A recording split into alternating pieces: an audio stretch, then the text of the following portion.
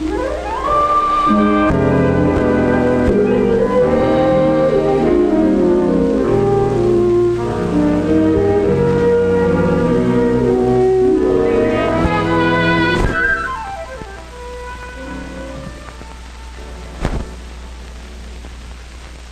early teens are years of upheaval and turmoil. They're years of physical and glandular change, new and wider relationships with people, and new inner feelings in the early adolescent.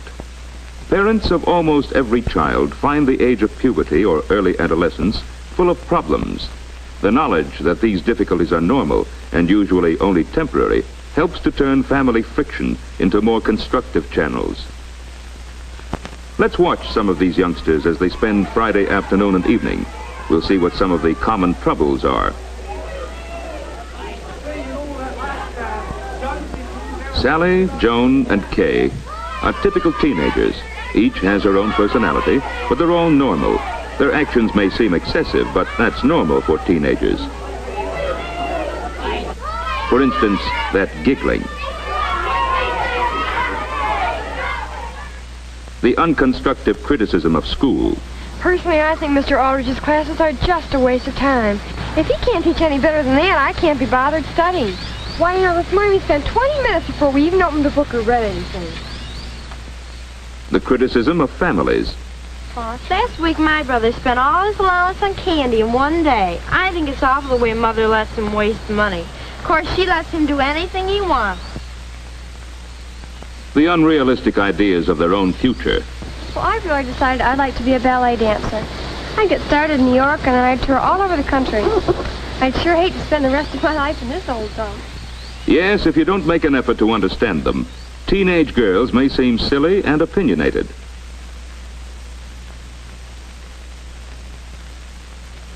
And the boys. Best pitcher in the National League. He is nice. Ah, yes, he is. He can't throw the ball. They want to prove their own importance by making themselves heard. That combination of new lung power, changed voices, and boundless energy is hard on the neighbors. Give him a lap. They seem to spend hours in completely useless activity. They quarrel a lot, but the gang sticks together. There are no girls in it. They are passionately interested in sports. And hero worship from afar is common.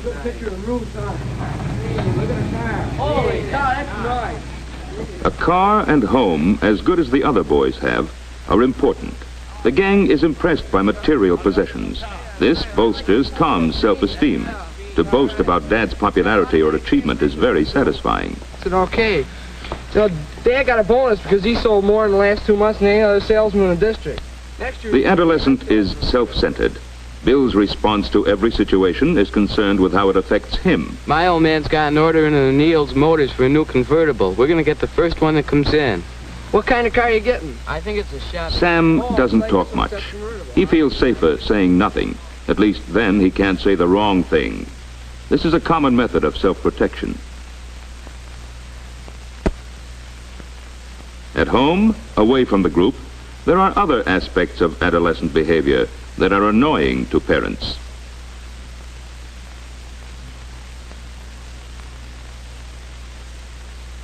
There's the untidiness.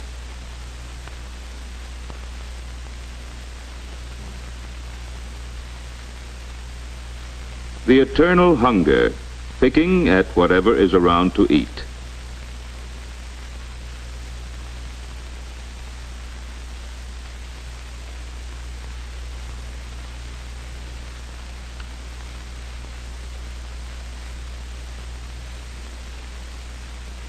It's certainly annoying to Mother, who has plans for what is to be eaten and when.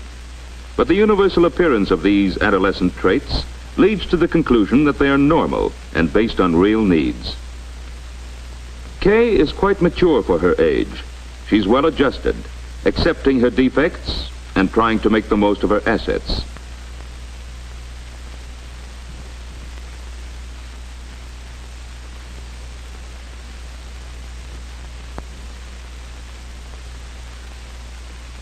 She's tremendously influenced by fashion advertisements and gets many ideas on grooming from magazines, television, and movies.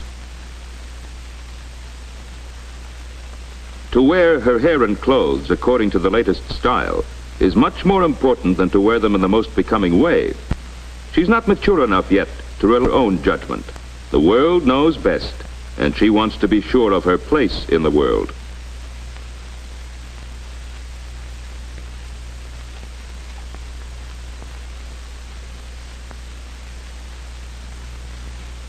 Mother may have other opinions of what looks best, but of course, Mother has old-fashioned ideas.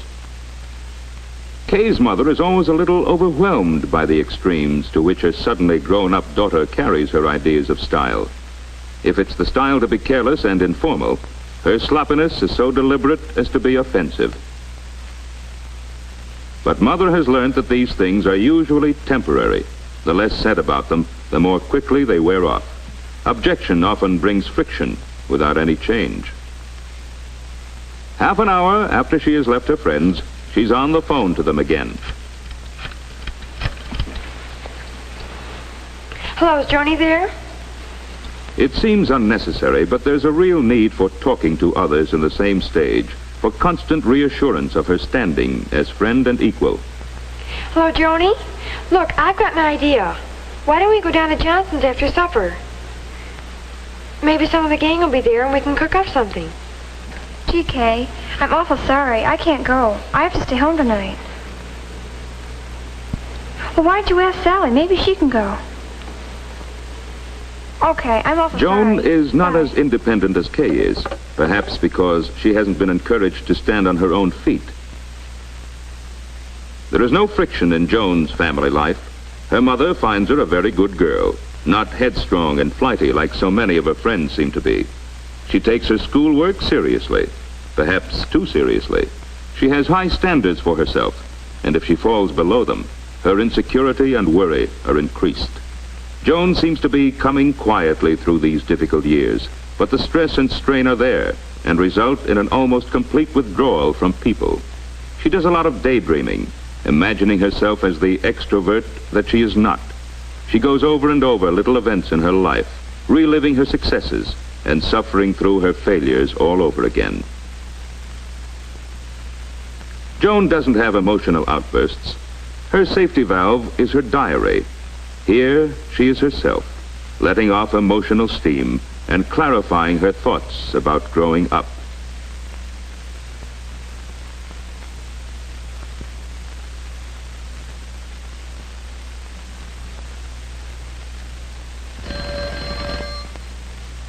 And Sally's home life? Her mother doesn't intend to relax her discipline now, just when Sally needs it most. Oh, hello, Kay. Just a minute, Kay.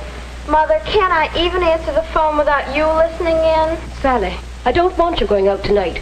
You've been out far too much lately. All right, Kay, I'll go. I suppose Mother will make a fuss, but I'll be there. Sally wants independence, and this knocking out of the parental prop leaves her no support but the opinion of her friends. She must maintain her position with them at any cost. Oh, don't let's ask her. She thinks she's so smart. Personally, I can't see what she has to be stuck up about, except a lot of expensive clothes. Anybody'd look good with all that money. In her need for assurance, Sally tries to avoid girls who are more attractive or have more money or clothes than she has. She wants to have friends on her own level. Did she? Oh, that just shows how stupid she is. The long conversations irritate Sally's mother. She doesn't see them as part of her daughter's adjustment to other people and to herself. For Sally is thinking out loud as she talks. Now let's see how the boys get along at home. Remember, Sam didn't talk much with the crowd. He was more of a listener. At home, he is more sure of himself. His dog provides a great source of comfort and security. Whatever Sam does is all right with him. He's always willing to listen to what Sam has to say.